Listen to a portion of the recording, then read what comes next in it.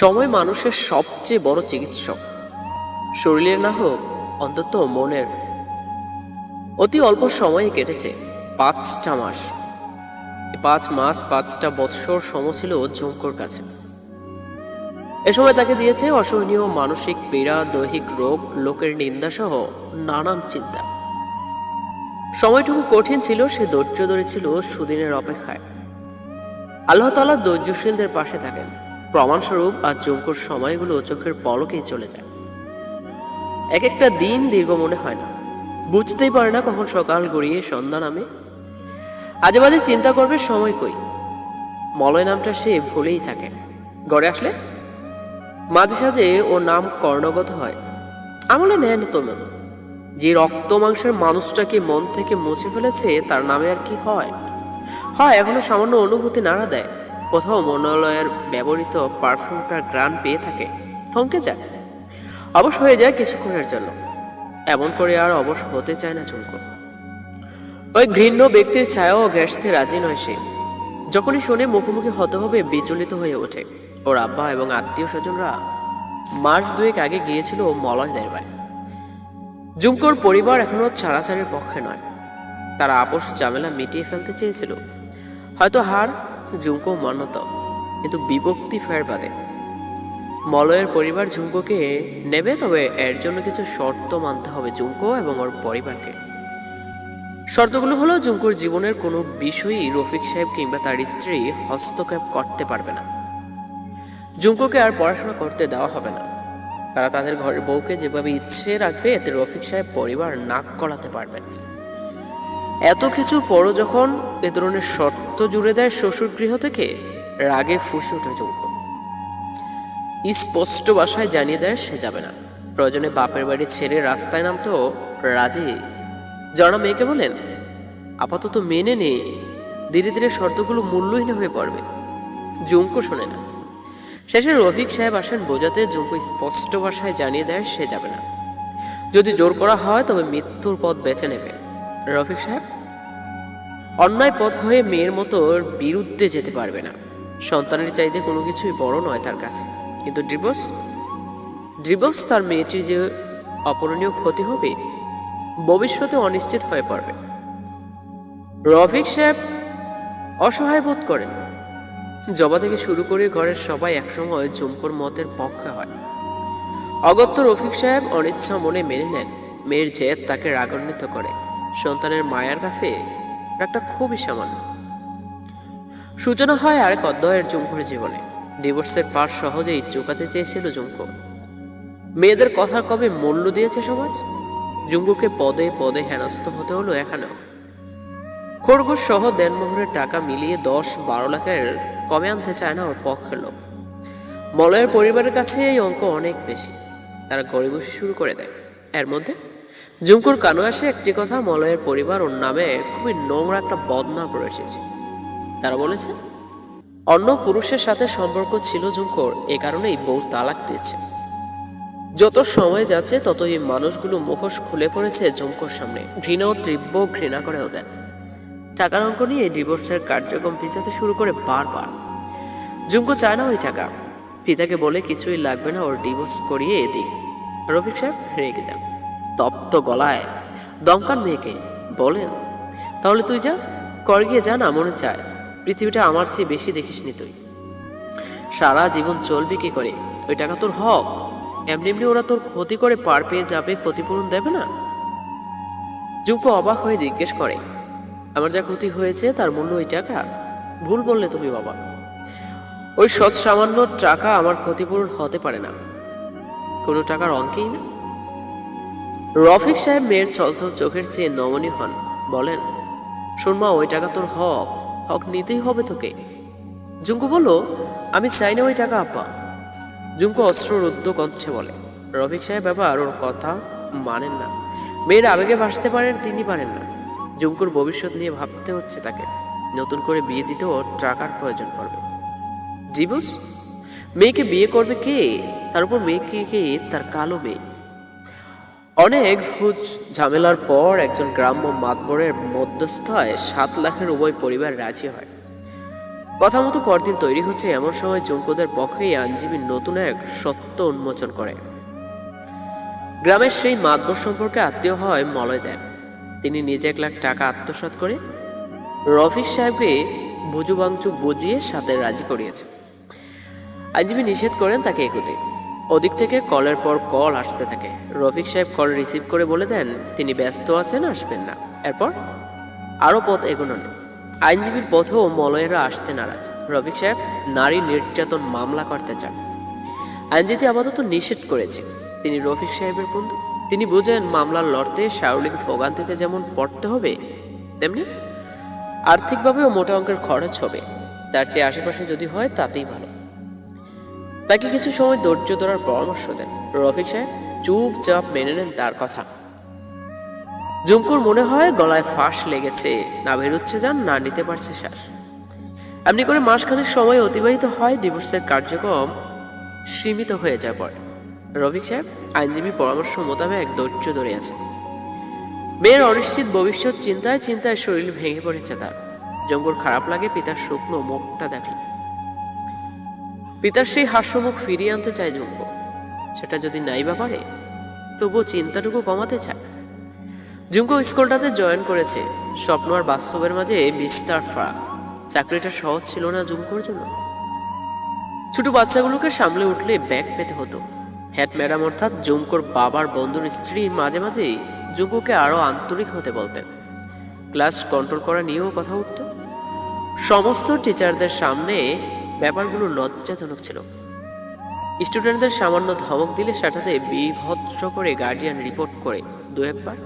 কতবার ভেবেছে জব ছেড়ে দেবে, কিন্তু ওই যে জীবনের সংকটগুলোর জন্যই পারতেছে না।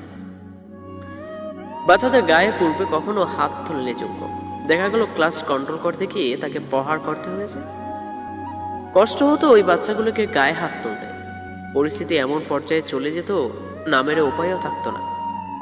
ক্রমে ক্রমে শক্ত টিচারে পরিণত হয়ে উঠল। আন্তরিকতা বাড়ল কাজের প্রতি। স্টুডেন্টদের কাছেও একসময় প্রিয় হয়ে ওঠে। প্রতিটি কাজ সর্বোচ্চ দিয়ে করতে লাগলো। মাসিক বেতন সামান্য, তবু নিজের আয়। জঙ্কুর আলাদা রকমের আনন্দ হতো টাকাগুলো ছুঁয়ে স্কুল শেষ হয়ে 2টোর দিকে। এরপর বাড়ি ফিরে আবার ঘন্টায় বিরতিতে কোচিং আসা আর্থিকভাবে ক্ষতি ছিল। বাড়ি থেকে স্কুলের দূরত্বটা বেশি। দেখা গেল মাস শেষে টোটাল গাড়ি ভাড়া বেতনের চাইতেও বেশি হয়। হেঁটে যাওয়া সম্ভব ছিল না। ভাড়া বাইক কিংবা বাসে করে যেতে হতো ওকে। জুঙ্কু এর মধ্যে একটা টিউশনি পেল। ছাত্রীর বাসস্থান স্কুলের পাশেই, সুবিধা হলো ওর জন্য। টিফিন নিয়ে আসতো বাড়ি থেকে। ওই 1 ঘন্টায় টিউশনি, খাওয়া সেরে নিয়ে কোচিংয়ে ফিরত। তারপর আরও টিউশনি পেলে সে সব করিয়ে বাড়ি ফিরতে সন্ধে হয়ে যেত। সারাদিনের কর্মব্যস্ততার পর শরীর দ্রুত ওই বিছানায় যেতে চায়। খেয়ে নামাজ আদায় করে শুয়ে পড়ে। এভাবেই দিন যাচ্ছে জুঙ্কুর। নিজেকে ছাড়া আর কাউকে নিয়ে ভাবার অবসর নেই।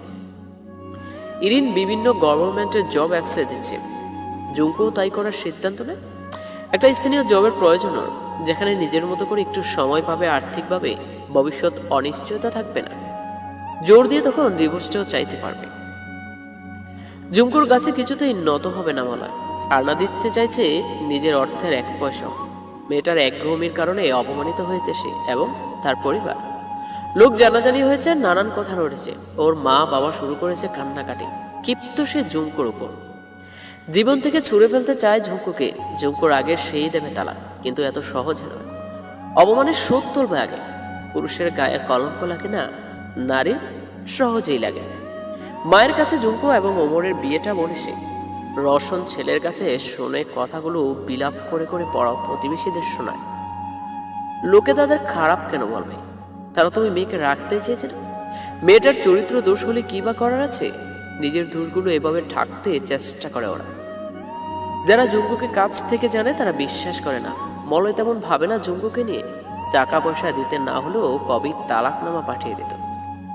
যে টাকা জুঙ্কুকে দেবে তা সে নিজের বিলাসিতায় খরচ করে।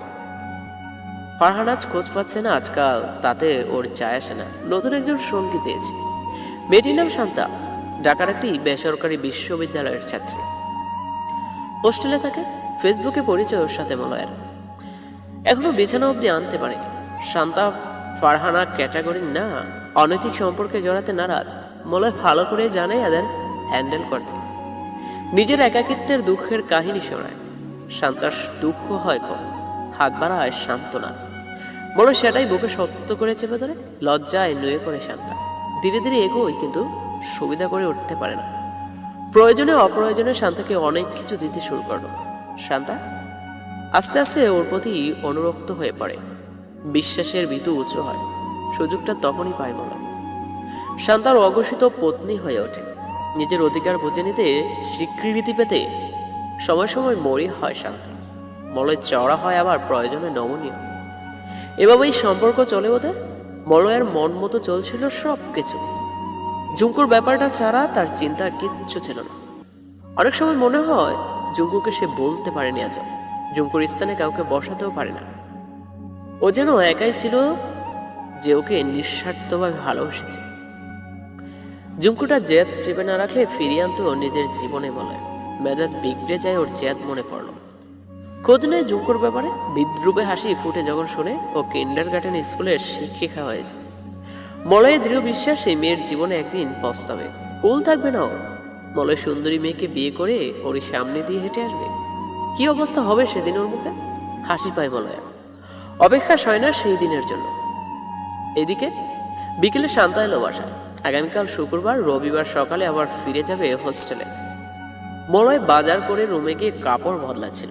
এমন সময় ডোরবেল বেজে ওঠে। টি শার্ট আর লুঙ্গি পরে লিভিং রুমে আসতে চমকে যায়। কাউচে বসে আছে ফারহানা। চোখের দৃষ্টি দীর্ঘ, রাগে ওর ফর্সা মুখটা লাল হয়ে উঠেছে। মলয় শান্তার দিকে তাকালো। মেয়েটা কৌতূহলে দেখছে ওদের দুজনকে। মুখটা পাষণ্ড হয়ে গেল মলয়ের। কি করবে ভেবে পেল না। ফারহানা উঠে এসে দাঁড়ায় ওর সামনে। ক্ষুব্ধ হয়ে জিজ্ঞেস করে, জুঙ্গু কি হয় তোমার? বজ্র হাতের ন্যায় তাকায় ফারহানার দিকে মলয়। ভেবেছিল শান্তাকে নিয়ে প্রশ্ন করবে, কিন্তু করছে জুঙ্কুকে নিয়ে। জুঙ্কুকে জানে কি করে? শঙ্খ গলায় সুর খুলতে সময় নিল না। না বোঝার বান করে বলল, কে, কি নাম বললো? ফারহানা বলল, জুঙ্কু। ফারহানা দাঁতে দাঁত চেপে বলল। মলয় সামনে রাখা গ্লাসটা তুলে নিয়ে বসলো কাউচে। গ্লাসে চুমুক দেওয়ার আগেই উদাস ভাবে ধরে বলল, শ্রীকে। গ্লাসের ঠোঁট ছোঁয়াতে ফারহানা টেনে নিয়ে নিয়ে গ্লাসটা, তারপর ছুঁড়ে ফেলে মেঝেতে চেঁচে উঠে বলল, লম্পট, মিথ্যেবাদী। নিজের বউকে চিনিস না? বউ রেখে আমাকে বলেছিস তুই একা, তোর কেউ নেই। ধোকাবাজ, আমাকে নষ্ট করেছিস তুই। ছাড়বো না তোকে আমি, পুলিশে দেব। মলয় তেজে উঠে, আরে চুপ, পুলিশে দেবে? কি বলবি পুলিশকে? বর রেখে দিন রাত আমার সাথে বিছানায় শুয়েছিস। তোর বর বুড়ো হয়ে গেছে, বিছানায় ঠিক আমার মতো। মলয় কথা শেষ করার আগেই সজোরে ওর গালে এক চড় দেয় ফারহানা। কাঁদতে কাঁদতে বলে, আমি যা করেছি তোকে সত্যি বলেই করেছিলাম, মিথ্যে আশ্বাস দেনি, ধোকা দেনি। মলয়ের রক্ত টকবক করে ফুটতে লাগলো। ফারহানার চড় গালে পড়ায়। ক্ষিপ্র হয়ে ওর পেটে লাথি দিয়ে বলল, মাগিদের আবার কিসের নীতি? নষ্ট করেছি তুই, নষ্টই।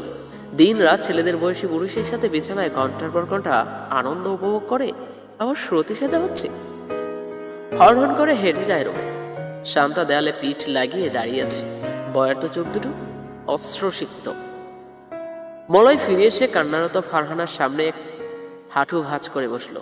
মোবাইলের স্ক্রিনে দেখিয়ে বলল, এই দেখে ছবি আর ভিডিওগুলা তোর স্বামী পর্যন্ত যেতে সেকেন্ডও লাগবে না। তারপর কি হবে জানিস তো? চুপচাপ চলে যা। আজকের পর থেকে না আমি তোকে চিনি, না তুই আমাকে চিনিস। উঠ এবং সোজা বেরিয়ে যা। ফারহানা পেট দৌড়ে উঠে দাঁড়ায়। ভীষণ ব্যথা করছে। দরজার কাছে গিয়ে শান্তার সাথে দৃষ্টি বিনিময় হয়। নিজের ভবিষ্যৎ দেখতে পাচ্ছে শান্তা। ভয়ে রুহু পর্যন্ত কেঁপে উঠল। ফারহানা বেরিয়ে যেতে কাউচে বসলো মলয়। বৃদ্ধা আঙ্গুলি এবং তর্জনী চেপে ধরে আছে কপালে। শান্তাকে ডাকলো, শান্তা এদিকে আয়। মাথাটা দৌড়েছে খুব, একটু চেপে দে। শান্তা নড়ে চড়ে না, আর্ত চোখে চেয়ে আছে ওর দিকে। পারলে এখনই পালা। মলয় চিৎকার করে উঠে, শান্তা। শান্তা বলো, জি। ছুটে আসে শান্তা। কপালে হাত মলয়ের কপাল টিপে দেয়। চোখে মুখে একরাশ ঘৃণা বর্ষিত হয় সাথে সাথে। মলয় আচমকা ওর হাতটা ধরে নিরিবিলিভাবে কাছে টানে। শান্তা সরে যেতে চাইলে জোরপূর্বক নিজের লালসার তৃপ্তি মেটায়। মিথ্যে বলে পরের দিনই কেটে পড়ে শান্তা। মলয় অফিসের কাজে মনোযোগ দেয়। ইতিমধ্যে ঢাকায় তার 2-4 রুমের ফ্ল্যাট হয়েছে। ব্যাংকে টাকা জমেছে। শেয়ার জমিও কিনেছে কয়েক শত। এবার একা কিছু করতে চায়, আরো টাকার প্রয়োজন। মলের লোভ দিনে দিনে সীমা ছাড়িয়ে যায়।